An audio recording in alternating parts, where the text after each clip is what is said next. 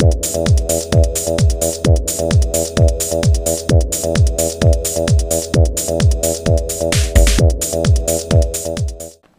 folks, today I'd like to take a casual peek into the DC Universe Classics Firestorm action figure. This figure is part of the world's greatest superheroes wave of DC Universe Classics, which was a set of figures that were re-releases of figures from previous waves.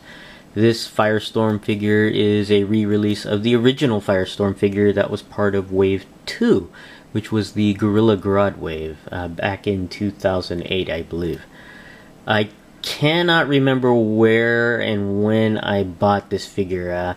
Based on the little sticker on the package there, I'm guessing I got it at a comic shop. Which one I can't remember.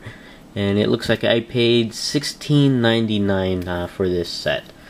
Taking a look at the figure in the package, you can see Ronnie Raymond there as Firestorm. And there was a variant for this figure, Jason Rausch, I believe. And this one here is based off the standard Firestorm figure. And you can see Firestorm here. It's kind of neat. Has that costume that I remember reading as a kid, the comic series Fury of Firestorm from the 80s. And it's actually quite neat. It looks very close to what I remember of the character. Taking a look here, we have the back of the package. And we have a nice biography of Ronnie Raymond and Martin Stein, where they combined into the being, or not being, but the person known as Firestorm.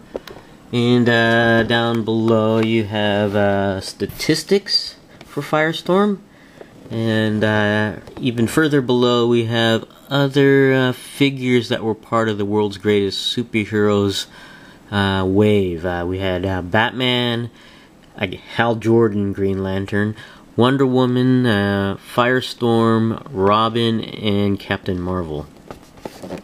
We'll be right back and have Firestorm out of the package. Okay, we're back and we have Firestorm out of the package, and this figure is badass. I love this figure. Right now is the first time I've actually put down the figure since getting this guy out of the package. It's just so cool. I just love posing this guy. This guy is outstanding, and we'll go ahead and get started with the accessories that come with the figure. And first up here is the display base, and you really need to chuck this base aside, and you really need to get a flight stand for this guy, because this guy's just perfect for a flight stand. Use this for another figure, but if you can, get a flight stand for this guy, because this is uber cool. But another accessory that comes with this figure is the I guess the nuclear reaction, or I guess electrons, or that come out of his hands. It's really neat, and they are removable, but I haven't removed them yet. You can see they rotate around his wrists, and there's I guess a peg here. Yeah, there it is, right there. And you just unhook that peg, and you should be able to remove this from the wrists, I believe. Maybe not. Like I said, I have not had a chance to actually put this down yet, but I don't think. Yeah, you can. You can actually remove it from the wrist right there. There's a gap in this little gadget here, but either case, they are removable, but I left them on there, and because I just had so much fun posing this figure. This guy's just got really great posability, and really well designed. It's very much what I remember of the figure back in the 80s, and maybe it's just my nostalgia showing through, but I really love the design of this guy, and like I said, the way this guy poses. But taking a look at the head sculpt there, it's actually kind of neat. You got the flames coming out of his head, and that's made out of a semi-translucent plastic. on there, and it's really cool. And what's neat about this head is that really right here in the back of the head, it's also sort of transparent. If you have a bright light, and I don't right now, to shine through the back of the head, you can actually see a glowing effect on the back of the head as well as in the flame, of course. But it's just really, really neat. And you can see the head sculpt there. The paint on this is very well applied. No misapplies on the paint. There's a little bit of yellow right on the chin, but that can be easily scratched off on there. It's just very well done, especially around the eyes. There's no bleed or anything. And then you have the design here on his torso. He looks like a sun, I guess a nuclear reaction there. And you got this white bands, and it goes on to the back of the figure. And it's a bit raised over here, right here. And the rest is painted on there, but it's still kind of neat to provide this raised effect on there. Really cool. And this red circle here is raised slightly on there. It's very nice. Very well applied paint. There's some misses here, which is forgivable because yellow is very hard to get solid. It's very, very hard. You really need to apply a thick layer of yellow to get it a solid yellow on there. And you can see the sculpt on his sleeves here. You can see the folds and I guess what would be cloth on there. And also you can see the gloves here, which is unpainted yellow, but it has a slight orange wash to it. It doesn't seem to be showing up in the video here. Maybe on here a little bit more. You can see it right there.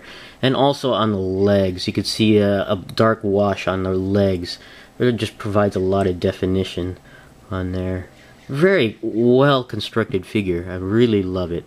There's some misses here where it's not so thick on the paint. You can see the little bit of the red underneath. You got the 3 lines there that go around through the front and back. Very, very cool. I just love this guy.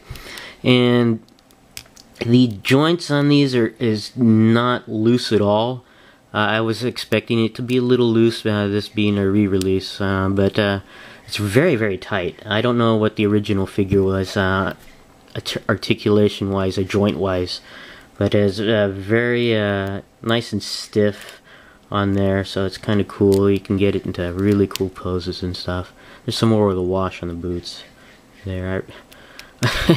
It's just a really neat figure. Going over the articulation, the head, it has a wide range of motion as well. It does go all the way around.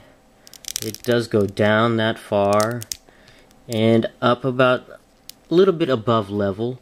And it does tilt at angles as well, so you can get emotive expressions out of the head here. Very cool. The arms do go all the way around despite the shoulder here, and they do go out and in. The biceps go all the way around. The elbows bend is very tight on there, single joint, and the wrists go all the way around if you can get your fingers through the nuclear reaction here. And but they do go all the way around. The torso, which I really love here, it does go down slightly up and goes way, way back to do a whole bunch of flight poses. So it's very, very cool. The waist goes all the way around here.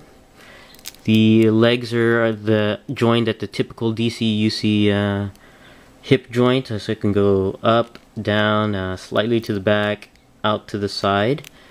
The thighs go all the way around, single joint at the knee, and the foot can go up and down, as well as pivot slightly side to side.